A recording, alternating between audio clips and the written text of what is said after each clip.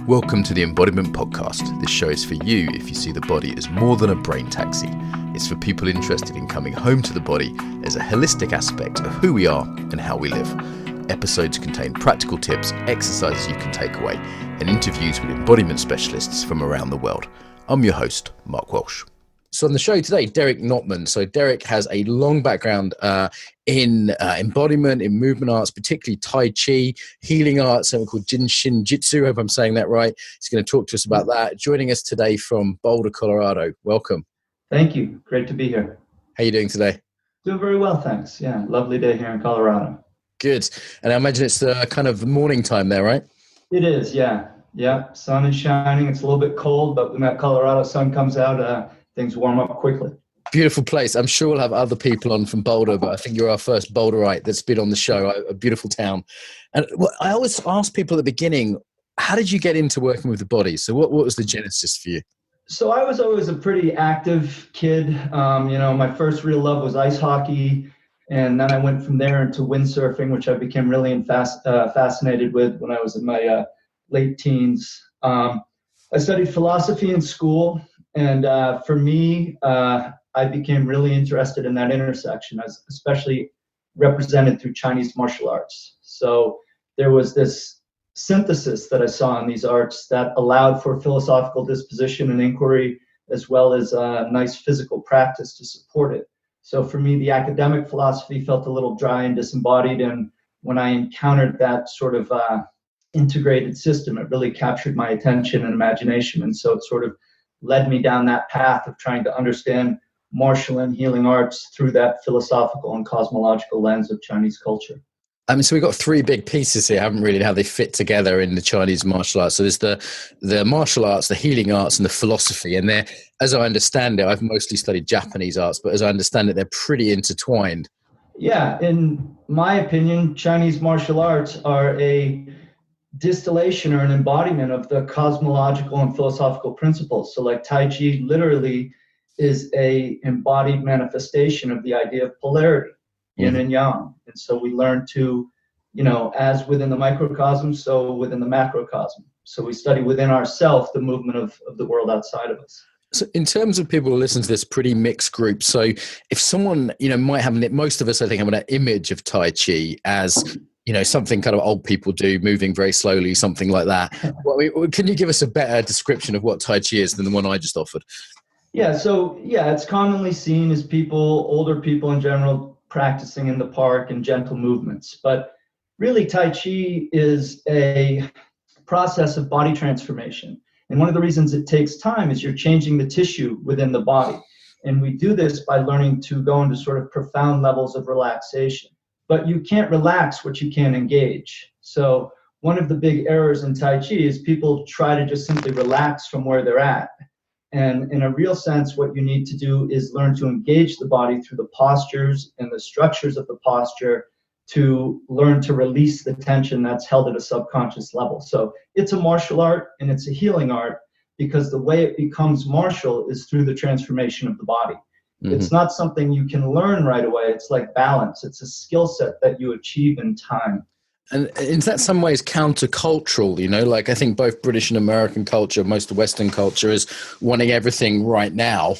And Tai Chi is this art which, is physically slow. I remember the first time I've only done a few dozen Tai Chi classes, and I remember I just found it physically difficult to move that slow, not just muscularly, but also emotionally. And then also there's, the teacher said, look, this is going to take you 10 years to get even slightly good at. And part of me was like, how, I could go do kickboxing and learn the moves in a few months, Yeah, that's a big thing. And that can make it a tough sell in a lot of ways because it's a bitter practice at first. Standing and doing standing meditation and going into alignment and stillness really reveals a lot of the disharmonies within the body. So the challenge is to get people that want to commit to a long-term process, but at the same time, it pays dividends down the road. So, I see lots of people go into different movement practices and they sort of jump from thing to thing. And in almost everything else, you can do what you want to do. In other words, you could go from yoga to Pilates or this and that, but people tend to change categories and do things the way that they do everything else. Tai Chi front loads it with the idea that you can't do this the way you do everything else. You have to come back to sort of a zero state, if you will, and build up from that, because we're working with the nervous system. We're learning to be more self-sensing so we can feel the tension in our body and thereby release it. But because the way the nervous system's set up, we learn to release muscles by gaining the ability to consciously contract and control them. You can't just release what you don't have, what you haven't engaged and added to a cortical feeling or map in the brain. So a lot of Tai Chi is seen as being very slow and gentle. It's slow, but it's dense, it's heavy. Yeah. And the idea is in learning to develop the feeling awareness so that you can move your body with an oppositional stretching through each and every moment. So you're drawing your body like a bow and then releasing the force that builds up, containing it through the structure without spilling it like you would water in a cup. Yeah. And I know a lot of martial artists who kind of come to Tai Chi in their later years because they've destroyed their bodies doing other things. But also I think some come to it not just because they have to physically, but some come to it just because they it seems one of the more sophisticated arts out there. It's not just like this thing hard and it'll break. I think that's true. And, again, this tension between martial and health is always a thing, right? If you take out any martial context in these things, they can devolve into sort of anything goes, waving your arms in the park. It all feels good. And at one level, that's okay. But Tai Chi is a specific thing, and there are specific skills, and it's cause and effect. If you don't do the first piece, you won't be able to do anything after that because it's predicated on having attained a particular skill, like unifying the body by being able to connect the spine through the lumbar thoracic hinge. That's a thing. And if you can't do that, you aren't creating the Tai Chi body, which then is necessary to do anything beyond that. So there's a real retooling that's necessary. And, for me, as I get older, I'm interested in health preservation. And Tai Chi has a really sort of sublime aspect to it in regard to that. At the same time, what's very interesting is that the more you relax, the more you develop and are true to the principles of the art, it creates a very efficient capacity to deal with and absorb and release force. And so it is got a very martial aspect to it, but that's not the whole piece to it, And so that tension is always an important one, right? People can get lost in the fighting and they can get lost in the avoidance of violence, but bringing the two together and having a real context for trying to explore these skill sets, which are physical, so you can test that it's actually there as opposed to, just an abstraction. I think that's one of the nice things about martial arts compared to, say, dance. And I love dance for other reasons, but that in martial arts, there's a testing, there's what did you call it there? A context. There's a way in which you can go, okay, well, that's interesting. You've been working with it. Let's see if you can, move this guy across the room or deflect this blow or, kind of, whatever the kind of physical test of that is. And it seems like, Tai Chi is well known for its health properties. What makes it so healthy? Is it just the relaxing? I mean, what's so good about it health-wise? Yeah, so I guess I'd also say one of the nice things about Tai Chi is you're engaging with a mystery, right? I mean, there's a whole lot going on here that we don't ever really get to know or put on the table and say, this is that. And my feeling is that subconscious tension held in the body is the rusting of the human organism. This is where so much of our disease and discomfort comes from. Mm-hmm. And we're such a educated culture that everybody's in their analysis, they're in their thinking all the time. And when we're thinking, we're not feeling. And so in a certain sense, we've become disembodied because culturally we don't value the capacity to sense ourselves. Yeah. Tai Chi is entirely to that end. It's a way of learning to feel the body to create a series of conditions that have a martial and physical reality to them that promote circulation and health and relaxation. And we learn to use the body to compress through the bones and the structure. So it loads up the bones, it relaxes the organs. You're creating a constant washing of force through the body by learning to manage the waves that rise and fall through all movement, right? A body does three things: flexion, extension, and rotation. So this is like Tai Chi, Yin, Yang, and Tai Chi is the merging of these two together. From the three things come the 10,000 things. So there's a real simplification that leads to a huge sort of playing field in a certain sense. Yeah. And It seems like all martial arts that are semi-sophisticated, at least, have a listening component, but often it's to a partner, like Jiu-Jitsu, Aikido, or Wing Chun. But Tai Chi is the only one that I've studied that really necessitated you to listen deeply into your own body. I mean, that's helpful to the others at higher levels, but Tai Chi, it was like, lesson number one, you're feeling quite subtle things. That's correct, yeah. And that capacity becomes a knowing. That's like a muscle. It develops in time. The more we work with that, the more we learn to feel ourselves and listen to ourselves clearly. And in a sense, in Tai Chi with the push hands, if I'm neutral, I can listen to you. But if I'm not neutral, push hands is, just sorry to interrupt you, just because people won't know what that is. Push hands. So push hands is a game that we play. It's a bit like tennis. The idea is learning to absorb and redirect force. So you're sort of offering back and forth compression into a structure that the person has to learn to transform within their own body to offer back to the other person. So oftentimes it can become wrestly and sort of devolve into a versus game. But in my opinion, true push hands is a interplay, like a game of tennis, where you're learning to work on particular energies and skillful means of working with force. And in terms of the sort of martial side of Tai Chi, I mean, I've met a few internal practitioners who were pretty convincing. Not very many. Like a couple of guys that have said, hit me as hard as you can, and I've found myself sort of spinning off them with a smile on my face, kind of thing. But there's not many people. I think there's a lot of bullshit around, frankly. There's only a few people in internal arts who can really put their money where their mouth is that I've come across.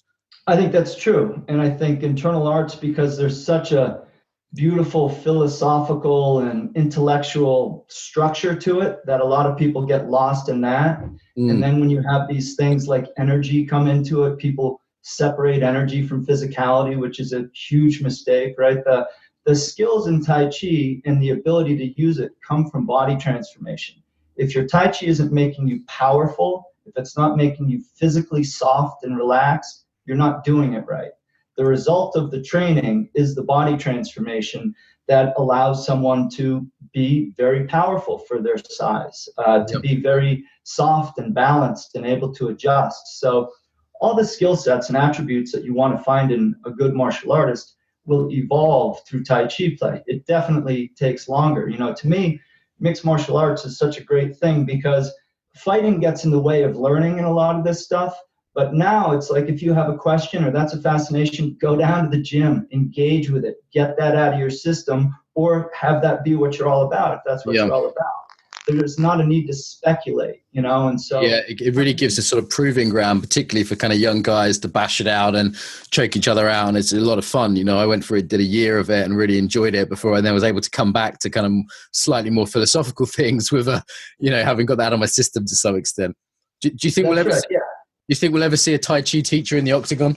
No, I don't think they're conducive to each other, nor do I think it makes sense. In a sense, people who win in the Octagon are the fittest, have the most, fighting is not so much about, it's about conditioning and heart, and no fighter wins all the time, and there's no ultimate method, it's really, Tai Chi is again, self-defense is also not an agreed upon fight. So there's a lot of contextual differences between these things. So Tai Chi can certainly lead to the ability to fight, but if it's like being a runner and you run 5 miles a day and then you decide you want to run the Leadville 100. It's a different level of training and commitment. If you're training to be a pro fighter, you have to train like a pro fighter. If you're training every day doing your Tai Chi for a couple hours to maintain your health and have some martial capacity, it's a whole different level of commitment. Yeah, no, I agree. And I think for the average person who lives in a relatively safe place like Boulder or Brighton, that I think the sort of martial thing can become a very weird obsession. Like, I mean, unless you're in the police or a doorman or something, how tough do you need to be? What percentage of guys do I need to be able to beat up in a fight? It doesn't sort of make sense for me to spend a lot of time on that because it's not part of my reality. And the more interesting part is what it's terms of my own exploration of myself and development of self. Exactly. And who wants to live in that headspace? I've been doing this for close to 30 years and I've been in that headspace when I was younger, and it's not sustainable. It's not fun. And at the end of the day, nothing guarantees anything in the next moment. So, you might as well have your training lead you to something that is actualizable for your daily experience and in your daily life. And to me, it's just got a beautiful balance because the work is bitter. It's really hard. But, I believe healing is an undoing. And in a lot of ways, Tai Chi is an undoing. It allows us to encounter the tensions that we have subconsciously in our body that keep us from expressing natural principle of movement. And so the more we learn to feel that and release it, the body is changed by that because there's no longer this misallocation of energy into tension patterns and mental fixation and all these other things where we get stuck and we get crystallized. Yeah, I had tension I didn't even know I had, even just a few Tai Chi classes. It was like, there's one level of tension you'll get away with in karate, and then another level of tension you'll get away with in Aikido, and then another level of tension you'll get away with in Tai Chi, which is much lower. And I was like, wow, I didn't even realize that was tense. It was a kind of a shock that I had tension to undo that I didn't realize was there. Yeah, it's very educational because, tension, it's like if you live near the airport, you stop hearing the planes because you'd go mad if you didn't, right? We block out, we disassociate our own habituated tension patterns because it's something we say we'll deal with later, and we sort of never do, and it compounds over time, and the body becomes compromised by that. And so Tai Chi gives us a chance to strip it bare. Part of the paradox, though, is everybody thinks the absence of tension is like a mushy kind of a thing.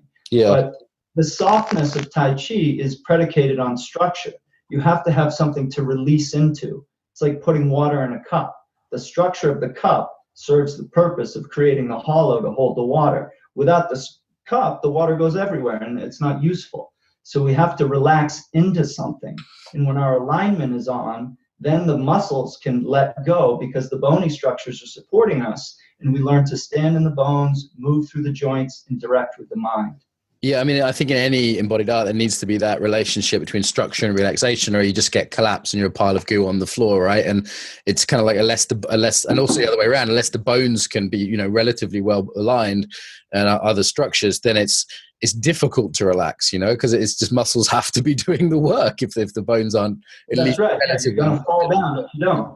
Yeah. That makes sense to me. Yeah. And so you mentioned energy earlier. So, this is one of the things I never quite understood what people are talking about. It seems like there's a lot of new age bollocks out there.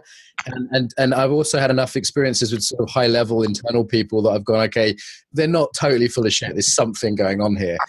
So what's your sense of, chi or ki or whatever that is?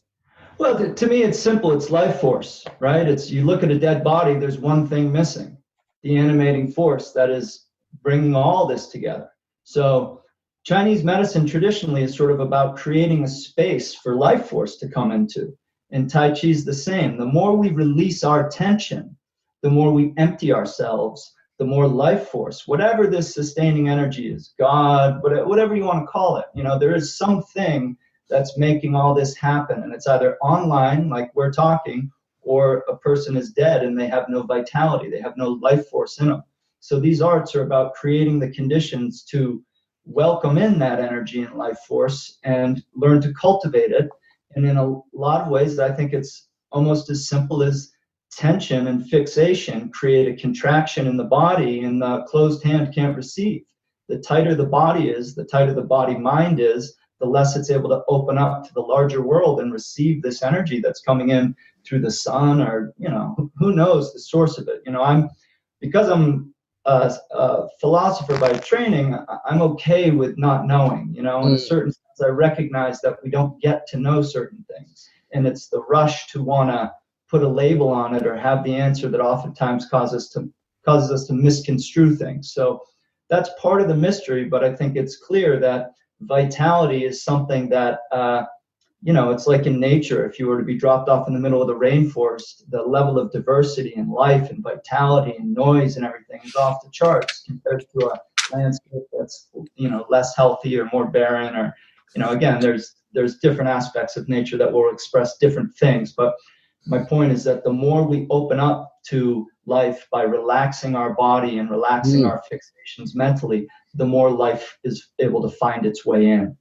And do you conceptualize that as a sort of physical thing? I mean, if I think of a rainforest or a human body, I mean, it's a nice metaphor to talk about the sort of life energy, but, what we're really looking at is noise and movement and chemical reactions. I mean, do you actually think there's something else above and beyond those things, like kind of some sort of, I often hear people talk about subtle energies. I'm never quite sure what they mean by subtle. Is it a force? Is it something else? Is it merely a metaphor? Well, it's the unmoved mover, whatever's beating the heart. Again, no matter what we reduce things down to, they have to be on some table, so to speak, to be able to be seen. There has to be some prevailing context that holds all that. So whatever it is, I think, is what's animating and bringing life force, So, to me, breath obviously is a big aspect of it.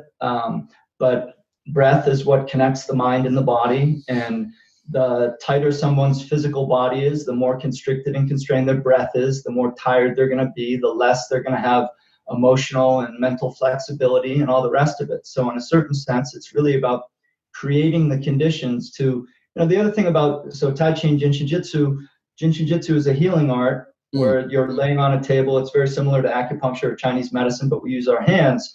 But within both these practices, the idea is that you learn to listen, and you can only listen when you quiet yourself.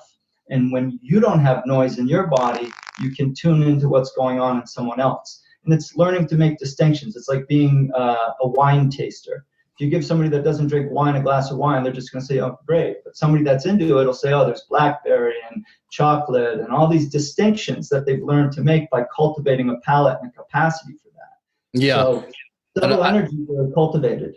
In a way, I think it's a perfect analogy, because I think sometimes those people are full of shit, like they would taste wine, like in some ways, I think imagination starts coming into it as well as actual reality. And like, I have no doubt that those like wine tasters can taste things that I can't taste as an untrained palate.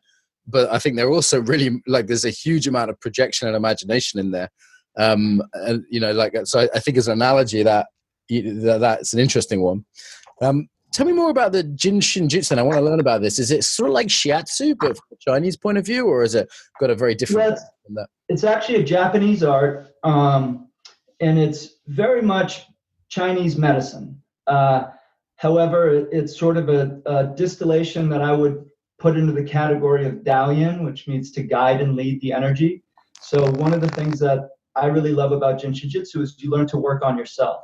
So hold fingers, right? We can hold our thumb to pacify the attitude of worry, which relates to the stomach and spleen energy. We can hold our index finger to pacify the energy of fear, which relates to the bladder and kidney energy. We can hold our middle finger for anger, liver and gallbladder, ring finger for sadness, lung and large intestine, little finger for over-efforting, trying too hard, for heart and small intestine. Holding the energy helps to stimulate the meridian system, which when it's in imbalance leads to the attitude.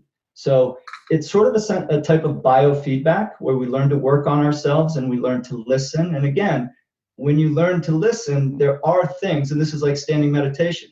When you get quiet, what seems like a boring exercise the first day of Tai Chi becomes the most interesting exercise because you learn to notice. You have so many data points that begin to emerge because you've done it over a period of time, and your body changes.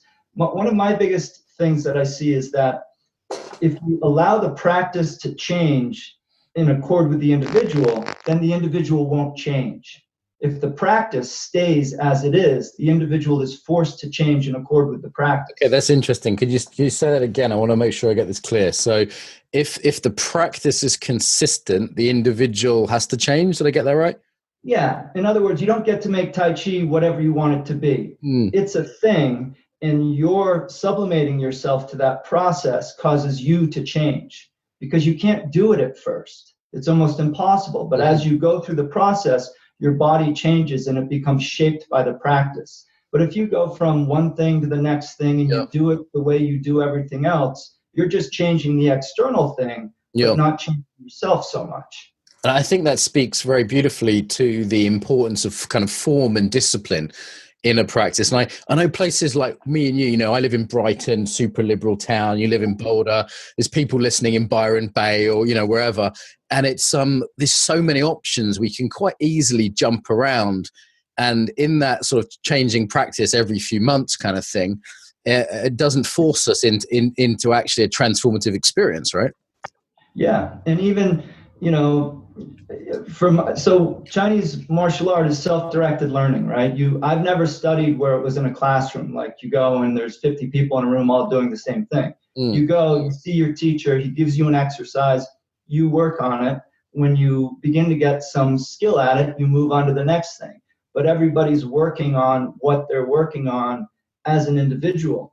Because when you try to keep up a room full of people looking the same or through a choreography, I know for myself, and I'm a slow learner, I suppose, but I never want, I'd want to figure one thing out before I'd have to move on to the next thing. And I think a lot of the time we gloss over things, right? There's a river here called the Platte that's a mile wide and an inch deep, and that can be a thing. And there's a lot of practices that become like that because we don't dive into the depth of the simplicity. So what I do every day in my Tai Chi practice after doing it for, close to 30 years is not any different from what I teach people on the first day.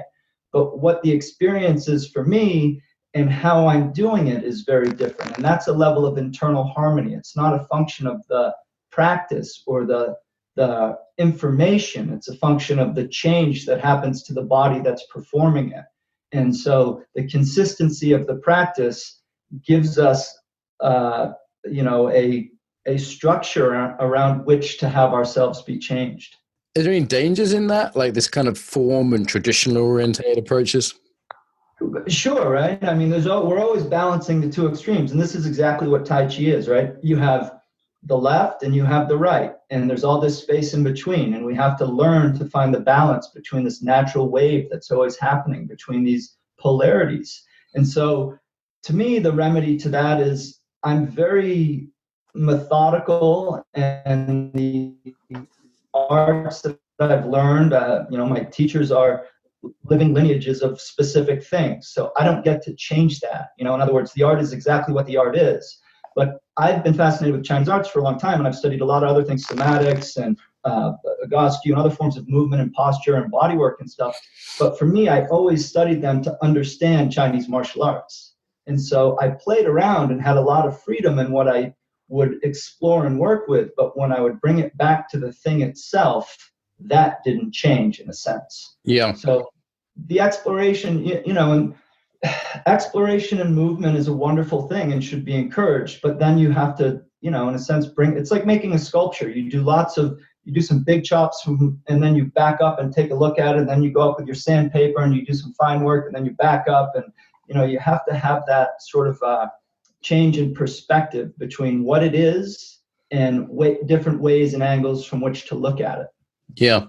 And, it's interesting what you said about a class as well. That Tai Chi has always been relatively popular, but it's never quite got to that point yoga's got to, where you can have a sort of class of people, doing the same thing. And even though people might see TV images of a Tai Chi class where everyone's doing the same thing, it's actually pretty rare, as I understand it. It's generally not how it's taught. Yeah, I mean, that's more, again, you can form anything into that group format, and that's a better business model because it draws people, but traditional arts aren't really taught that way. It's, you'll learn a piece. When I would study with my teacher, I'd learn a thing, and then I'd have to work on it, and then he'd say, okay, then he'd show me the next thing. And so there's a real need for being self-directed and figuring these things out, because it is a puzzle piece. It's one corner of a handkerchief, and you have to find the other three.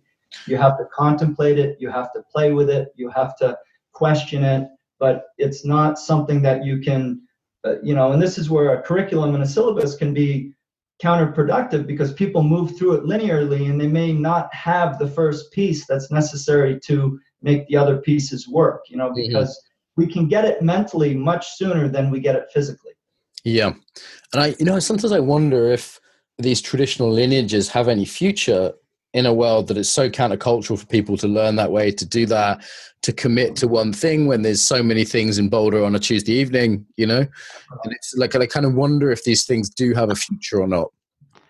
I tend to think they do, because again, it's always polarity and balance. And so I think a lot of people are, in time, I feel like there's a lot of great stuff going on in the movement world that is preparing people for these type of things. I'm 47 years old, so my interest is in longevity and maintaining my health and continuing to move as well as I can into my old age. And I've seen and studied with and known great living examples of that. So to me, that's the incentive. I'm not looking for what to do on a Tuesday night. You know what I mean? So that's nothing wrong with that. It's just, I think there's all different offerings are good. I think in time, at least for me, I like context. So to me, to just be moving for movement's sake is good. But at the end of the day, I want to put it into something that has a larger cosmological structure to it and sort of a more integrated way of living and being. As you say, so in a world that lacks meaning, people seek the meaning even more. And in a world of superficiality, people seek depth even more in some ways. So it actually might, I could make a kind of the opposite case. It could swing the other way. And these kind of could actually end up becoming, because how yin and yang works, it could just be how it swings back towards that. It could be very cool. Right. And that's exactly what Tai Chi is the recognition of that reality in the world and learning to balance that pendulum swing within our own body. And what I mean by that is every movement has its endpoints, and can you manage the fall of the wave between those endpoints? And so that harmonization and balance is a big aspect or part of it. That's the acknowledgement. Just selfishly, I'd love to hear you speak more about yin and yang. I mean, it's fundamental to a few of the things I work. Something called embodied yoga, we use it a lot, and in work around attraction, I've used it a lot. It seems like yin and yang is one of those things that Tai Chi people really study. So if you could speak a little bit more about that, I'd really appreciate it. Sure. Yeah. So yin gathers to become yang, and yang exhausts itself to become yin. Yang is sunlight. It's the tendency to rise, for things to move upward. Yin is earth. It's the tendency for things to settle downward, water, if you will. In the body, the first thing we do in Tai Chi is learn to separate the surfaces or learn to distinguish yin from yang. So the way I teach it is, this is a belly. If I hold the skin on the underside of my arm, this is the back. Yeah. So bellies are yin, backs are yang. Everywhere in the body, we have bellies and backs. Yeah. Belly is a belly. The back of your legs is a belly. The front of your legs is a back, because the skin, tone, and texture is similar. And so when we learn to feel the body holistically through that map, we begin to allow the things that are yang to rise and lift, which they naturally will, and the things that are yin to sink and settle. Your cheeks are yin, they sink. The back of the head is yang, it lifts. The skin tone, the quality of the tissue, these things are different. So when we learn to feel these distinctions, we learn to feel more deeply into our body, and we sort of find the seam where they come together. And that's where rotation and the third movement, all the yin tissues, the body flexion, extension, rotation. Yep. And when we go into flexion, all the muscles on the front of the body are making it small. When we go into extension, all the muscles on the back are making it tall. So these macro movement patterns becoming harmonized is kind of the key in Tai Chi. And when you can do that, the body will be able to express itself because it's been unified through its own design. Nice. Once shorthand I gave someone, this was yin is everything you want kissed and yang is everything you can hit someone with. Now, it's not as simple as that, but that was the kind of, the just realizing that there's the kind of two sides to the body, and the way, because we've come from all fours, how it's kind of folded in a weird way on the human being, isn't it? Well, you have mirrored opposites, right? Upper and lower, left and right, front and back, inside and outside. So the tissues on the lower body reverse. In other words, the yin tissue on the front of the body is at the belly, but the yin tissue on the lower body is at the back of the leg. Yeah. If you lie down and you trace that out, it makes like a figure eight, like an infinity symbol. Yeah, there's a sort of way in which you can unwind that. And if you go into all fours, it starts to sort of make sense where everything is, like from the kind of animal point of view, right? You've got a hard surface and a soft surface. But standing up, we've done this weird thing of presenting this kind of yin, kind of front to the world. And I guess what I also like about yin and yang is it really acknowledges change in the, I feel like a very basic urge in a lot of people, myself included, is to try and fix it, try and get it right. To be like, I just need to find the right diet or the right amount of sleep or the right amount of work. I just need to find the right way of relating to my wife, whatever it is. And not realizing that everything's happening in shifts, it shifts and rhythm. So we're talking about yin and yang and change. How does the recognition of change is part of yin and yang, right? Sure, yeah, because again, it's sort of riding the wave of polarity between these extremes, and anytime we try to fix a point on it, we become stuck, And so the whole point of Tai Chi is learning to steward what's already happening, learning to allow for, and sort of like the controlled accident of art idea. There's a movement happening, and and this pertains to energy too. Meaning that a lot of times people imagine that it's something they need to do or create, but it's not. This is happening within us already. And so when we learn to listen to it and observe it, we can learn to be congruent with it and harmonize with it rather than making it happen. So change is just, something, one movement goes as far as it can and it hits its end, and there's a tension, a density that builds up. That density changes into the next phase state. So learning to feel that in the body through the loading of the body and the interplay of the tissues is sort of how we get into contact with that wave. And that allows us to ride that, if you will. We seek a stretch to draw the bow, and then we release and we move with that release. And that constant reestablishing of those two polarities throughout our own body, where we've got our hands and feet in oppositional, our head and our tail in opposition, stretches out the whole body. And the skill in Tai Chi is being able to take a force onto your body and distribute it evenly through the 5 bows in 3 sections. And so, like, this idea sounds obscure to people. And in Tai Chi, we say there's 3 sections of the body that comprise 5 bows that contain 3 sections, which basically just is a simple map, which means you have arms, legs, and a torso. Those are the 3 sections.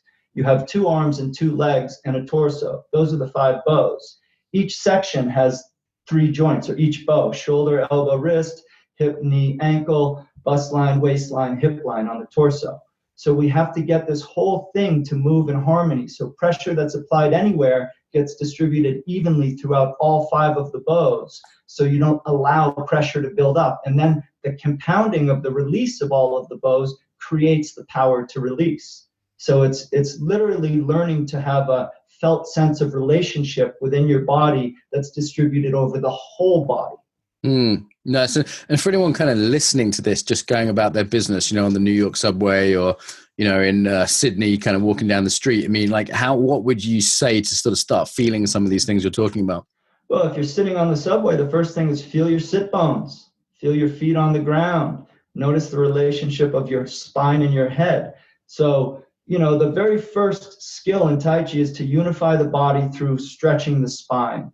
This brings the cranial alignment and the sacral alignment together through the length of the spine. The back of your head and the back of your pelvis are the same basic thing, right? And so that, cranial sacral therapy, this communication is really important. So to be able to feel our body and maintain a gentle stretch through our spine by having a sense of orientation of our head and our tail is a fundamental skill, and it strengthens. It also is how we release the back, because if we can stretch the whole length of the back by feeling that engagement, we are connecting all those paraspinals and all those other muscles that when we hold them for a while and then we release them, they get a chance to soften. But if we don't ever pull that stretch, those muscles just stay in whatever condition they're in, and they never get a chance to be engaged and remapped and released. It strikes me that because of the basic units of Tai Chi are fairly mundane in a way, that it's something that you can play with in daily life fairly easily. Like, standing there, noticing your weight sink into your feet, for example, if you're standing in a line listening to this, or, just trying to move a bit more relaxed as you do the washing up, or, do you know what I mean? Like, they're things you play with throughout life, right? Yeah, standing in your bones. You have to begin to become curious about your present moment experience and how you are using your body. And Tai Chi is very simple. It's like a Rubik's Cube. It's not conceptually difficult what's being asked of you, but it's difficult to do, And so when we begin to get these principles, am I aligned? Are my shoulders over my hips and my hips over my heels? Is my chin, tucking in to stretch out the back of my neck so I've got some extension? Can I feel the relationship between my tail and my head and get some engagement through my spine? Am I breathing fully, or where am I holding tension? That constant questioning of where am I holding tension becomes like a background meditation and mantra that you get better and better at. It's like a game you play. Yeah, because the movements are sort of fairly mundane, like moving the weight or moving the arms to one side. It's. I think there's a real direct link there to daily life in a way that let's say I might get more sensitive rolling around doing jiu-jitsu, but how often am I in a position rolling around with someone's head between my legs? It's like Sure. Yeah, occasionally would be the answer to that, but not nearly often enough. But it's generally the Tai Chi positions are much more like how my life is, right? Standing, moving in a relaxed way. Yeah, no, it's a very functional series of movements. In a sense, there's a lot of specificity to it because the whole point is to develop the tendon structure of the body. In Tai Chi, we're using the muscle for steerage. We're using the bone and sinew for power. So there's a whole different physicality that it creates. And that's part of what fascinates me is the body method is totally different from how we think of using and developing the body in the West. And it works. It's consistent within itself. So the whole Chinese model doesn't translate. You can't reduce it to Western thinking. But it's like quantum physics and Newtonian physics. They contradict each other, but they're both consistent within their own domain. And so Tai Chi's like this. It's a thing, and it has demonstrable, reproducible skills that emerge, and it does it in a totally different way than we think of using the body. Mm-hmm. Interesting. And in terms of kind of embodiment and life skill, and any art is interesting in its own sake. And there's also okay, how does it help your life? That's the kind of key thing, right? Sure. Yeah. Well, I think developing the habit of listening into ourselves allows us to be more present and listen to others. Learning to seek harmony in things becomes part and parcel of what you do because that's what you're always doing in your own internal practice. Allowing for things to happen and learning how to receive and redirect something as opposed to engaging with it at the periphery or responding to it or reacting to it, so to speak. So all the skills that allow us to be more self-regulating and feeling and in balance play out in the world out there as well. And so, there's a lot of takeaway from that end. And it leads us to a more natural and comfortable space of being here, right? And abiding in the body in a state of loving kindness is a nice way to be here for all this. And this is what we cultivate with Tai Chi. I noticed a couple of things listening to you. Like one is there's a sort of poetry to Chinese arts, and there's this kind of metaphors, and sometimes it's like cliche, like the water in the cup or whatever, but there is a sort of richness of poetry to it, which doesn't exist in some forms I've studied. And the other one is like these implicit kind of Taoist concepts that you've just discussed, a few of them actually, that I've been fairly familiar with the Tao Te Ching and kind of some basic kind of Taoist philosophy, but it's embodied and implicit in Tai Chi. So I'd love you to talk a little bit more about some of that Taoist philosophy.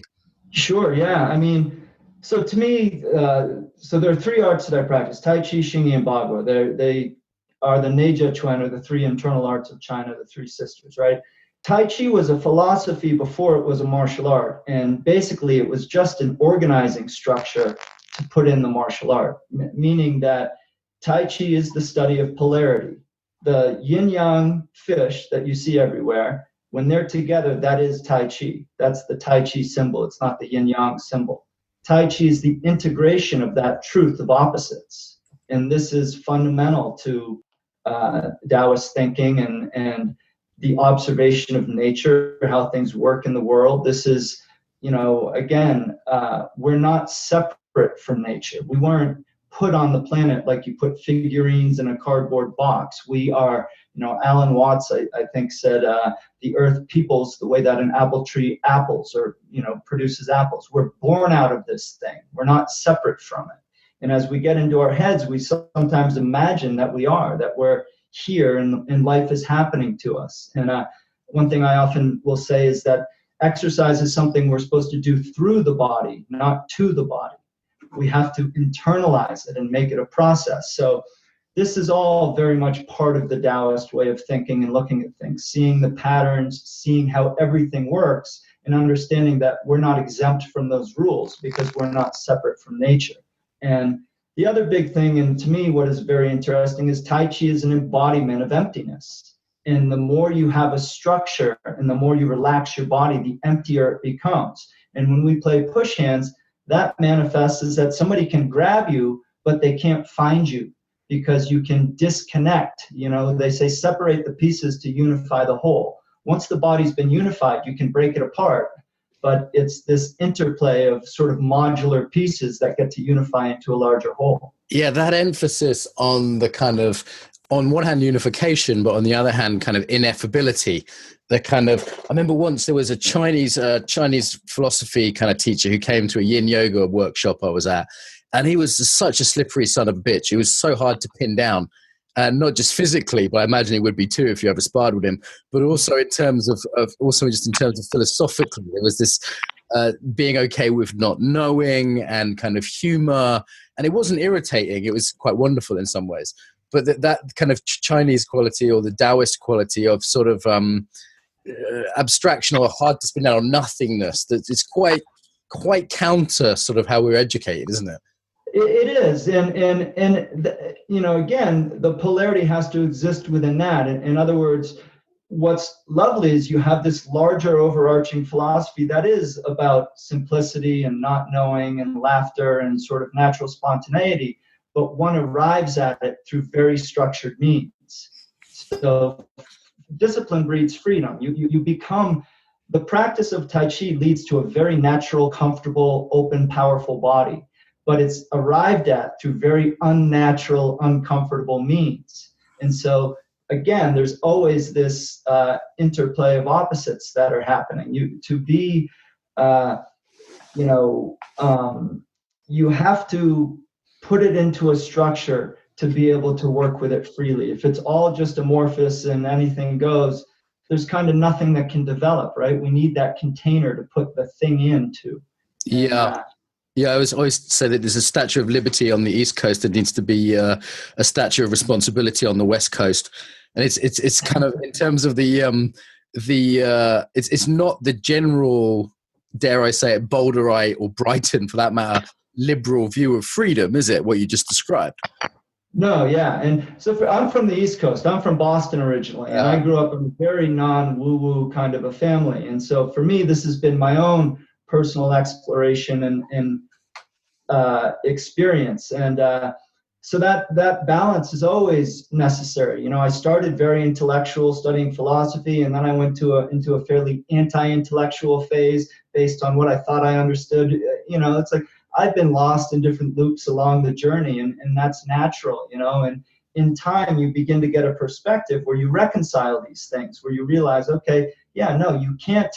Everything is cause and effect. You can't get away from that. So your practice, your training, you have to understand what you're doing and how to do it, but you're not going to be able to do it right away. You move toward it. And harmony is an overarching concept, which is what Tai Chi and Jyutsu are all about. It's unreachable. It's like math, a half of a half of a half of a half. It goes on forever. You never get there, but you still pursue it because you need to pursue something. Right? We need somewhere to direct our efforts and attention. And so these larger macro ideas serve as a great sort of pole star, even though we never get to touch the star. Okay, deep. I like it. This has been fun. We need to start moving towards close. In terms of like your personal stuff, like if people got stuff online, they can find you. Where can people find out about you? Yeah, so I have two websites. One is my name, dereknotman.com, DerekNotman. And I run 12 Rivers Tai Chi. Okay, I'll make sure both of those are on. I found one of those, so I'll make sure I'll find the other one now. And they're actually the same website. I haven't specified them, but there's just two. Yeah. Oh, I see. There's two different URLs that go into that. Got it. Yeah. Okay. Yeah. Got it. Okay. And do you have a kind of final message about the body for everyone out there listening? Well, I think awareness and the ability to direct our feeling awareness is the most powerful medicine we have. And the work that I do is about teaching people how to do that from the standpoint of providing the structures that they get to explore to arrive at that, what is an innate skill within themselves. And so I really do believe that tension that we don't recognize and we hold on to habitually it's like having a computer that's got a whole bunch of open windows on it. It bogs down the machine. if you go and close out all those windows, problem solved. And in a lot of ways, I think health is that simple. Of course, there's always other stories, but my point is, as a macro viewpoint, the more we learn to listen to our body, recognize and release the tension that causes us to constrict ourselves and contract from the world, the more we clear that, the more we open up, we receive life force, and we have a much more pleasant and joyful experience of being here, relaxing into life. It's again, it's not something that's happening to us. It's happening through us. We're here with all of this. We're not separate. Derek, thank you very much. I appreciate that. Some good reminders there for me, realizing I'm more tense than I thought at the beginning of this. And I'll be on the train kind of feeling into that, I think, on my way to London this evening. So thank you. Thank you very much. I really enjoyed it. If you enjoyed this episode, subscribe to get more. If you'd like to help us build the Embodied Tribe, leave a review on iTunes or share this on your social media. If you're interested in training globally, sign up to receive the newsletter at embodiedfacilitator.com. Until next time, welcome home to the body.